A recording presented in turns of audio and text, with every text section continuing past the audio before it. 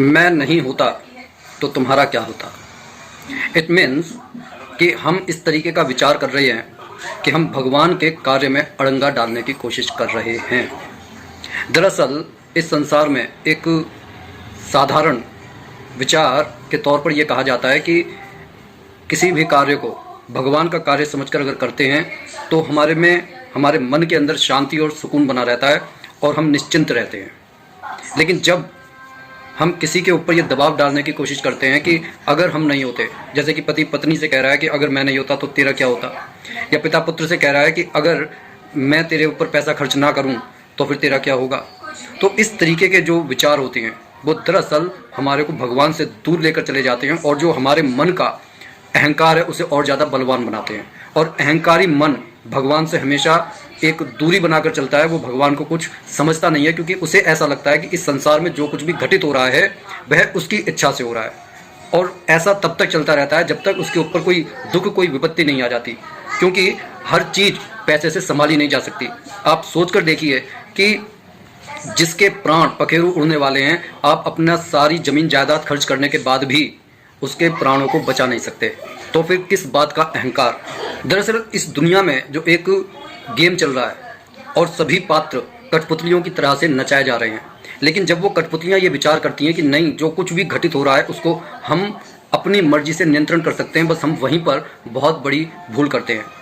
सोचकर देखिए, जैसे मान लीजिए हम किसी के काम आ रहे हैं, ये सोचकर कि हम अपने रिश्तों को बचाना चाहते हैं, हम किसी को खुश करना चाहते हैं, हम ये समझते हैं कि अगर हम इसके काम आएंगे, इसके दुख, इसकी विपत्ति को थोड़ा कम कर सकते हैं। और साथ ही हमारे मन में ये विचार चल रहा होता है कि ये जो कुछ भी मैं कार्य कर रहा हूँ, ये मेरे को भगवान ने निमित्त बनाया है, मुझे तो खुश होना चाहिए कि भगवान ने मुझे इस लायक समझा कि मैं इस कार्य को करने में सक्षम हूँ। मगर जब आपके ऊपर दुख और विपत्तियाँ पड़ती हैं, तब वही लोग जिनके साथ आपने अच्छे से व्यवहार किया था, उनके साथ पेश आए थे, उनके दुख और विपत्ति में साथ दिया था, वो इस तरीके से पेश आते हैं जैसे वह आपके ऊपर कोई एहसान कर रहे हों।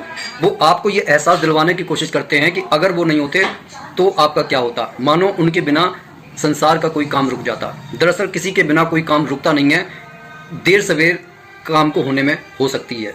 और वो लोग ये भूल जाते हैं कि इस तरह का एटीट्यूड रखने वाले लोगों से भगवान भी दुखी रहते हैं।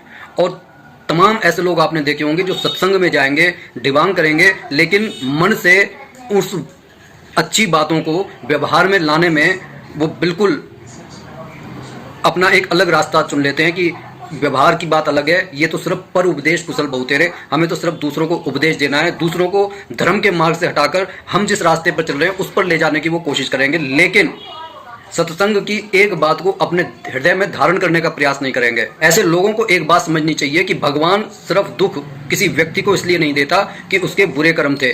दरअसल दो रिश्तों के बीच में आई कड़वाहट को दूर करने के लिए भी किसी को निमित्त बना लेता है कि इस बहाने ये कड़वाहट कम होनी चाहिए, या फिर उस दुखी इंसान को यह एहसास दिलवाता है कि देख ले कि संसार में ऐसे लोग भी हैं जिनके काम तू आने के लिए खड़ा हुआ, लेकिन उनके मुखौटे आज मैं उतार कर फेंक रहा हूँ। मगर ऐसे मौके पर जो अहंकारी इंसान होता है वो क्या सोचता है कि चल अच्छा हुआ, उसको बुरे कर्मों की सजा मिल रही है, अब मैं उसके काम आऊँगा, अपनी हाजिरी लगाकर मैं अपने नंबर बढ़ा लूँगा और एहसान का एहसान हो जाएगा, काम का काम कर दूंगा, और वक्त ज़रूरत आने पर इनसे अपने किसी भी काम के लिए कुछ भी मांगने की हैसियत रख लूंगा। ऐसे लोग दोगले होते हैं और राक्षस से कम नहीं होते। लोग ये तक भूल जाते हैं कि इस सृष्टि को भगवान चला रहा है। अगर आप कोई काम कर रहे हो, किसी के काम आ रहे हो, तो दरअसल आप अगर ऐसा सोच कर रहे हो कि वो काम मैं कर रहा हूँ, तो आप बहुत बड़ी भूल पर हो, क्योंकि आपको भगवान ने निमित्त बनाया है किसी का कार्य करने के लिए। उसके बिना तो सृष्टि का एक पत्ता भी नहीं हिलता। फिर आप सोचकर देख लीजिए आप कौन से खेत की मूली हो।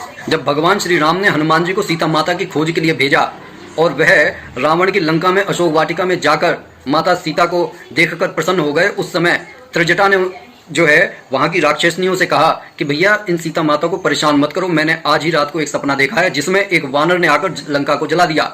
हनुमान जी ये सोचते हैं कि ऐसा तो कोई कार्य प्रभु ने मेरे को दिया नहीं, आखिर इसका मतलब क्या है, क्योंकि इसका सपना झूठा नहीं हो सकता, क्योंकि मैं तो यहाँ पर आ गया हूँ और मैं एक वानर हूँ।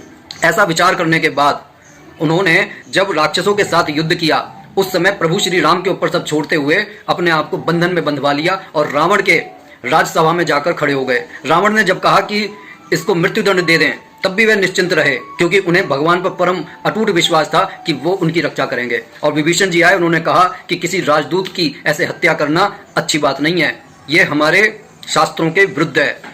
और तब रावण ने स्वयं ये कहा कि तेल में भिगोकर कपड़ा इनकी पूंछ में बांध दो और आग लगा दो। और इस तरह से हनुमान जी ने यह सोचा कि भगवान ने स्वयं पहले ही व्यवस्था कर दी थी इस लंका में आग लगवाने की, और फिर वो निश्चिंत होकर उन्होंने पूरी लंका में आग लगाई। इसलिए कभी ये नहीं सोचना चाहिए कि हम जो कुछ कर रहे हैं अपनी मर्जी से कर रहे हैं। दरअसल करवाने वाला वो बैठा हुआ है, उसी की कृपा से सब कुछ हो रहा है। आप किसी को कुछ खाने को नहीं दे सकते, क्योंकि आपकी तो इतनी भी औकात नहीं है कि आप अपने शरीर को हमेशा के लिए इस संसार में रख सकें। ये जो शरीर है ये भी एक दिन खत्म हो जाएगा। इसलिए अगर आप अपने किसी बच्चे को भी पाल रहे हैं तो उसका खर्चा भी वो भगवान किसी ना किसी रूप में आपके पास भेज रहा है। अगर आपको बात अच्छी लगी हो तो कमेंट जरूर कीजिएगा। बोलिए जय जय श्री सीताराम।